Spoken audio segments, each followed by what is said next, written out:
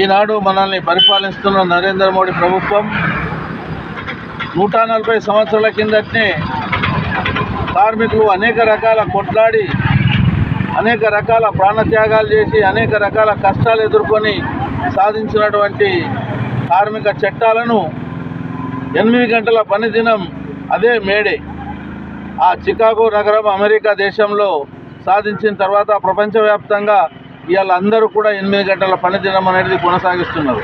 కానీ ఇవాళ మనల్ని పరిపాలిస్తున్నటువంటి నరేంద్ర మోడీ ప్రభుత్వం ఆ 8 గంటలను తాను పుట్టి పెరిగినటువంటి గుజరాతుల్ని 10 గంటలు 12 గంటలు వివిధ కంపెనీలలో కార్మికులను దోసుకోవడానికి యజమానులకు అగ్రిమెంట్లు చేయడం అంటే చాలా బాధాకరమైనటువంటి అంశం.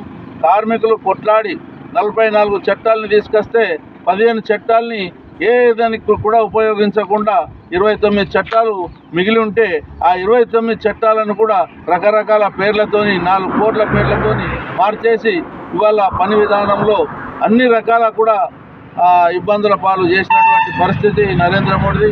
కాబట్టి 4 కోట్లను రేపు ఏప్రిల్ 1వ తారీఖు నుంచి అమలు చేయడానికి ప్రయత్నం చేస్తున్నది.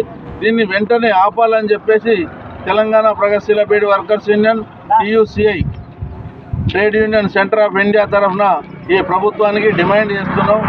లేదంటే భవిష్యత్తులో కార్మికులు తగిన బుద్ధి కూడా ఈ ప్రభుత్వానికి చెప్తారని చెప్పి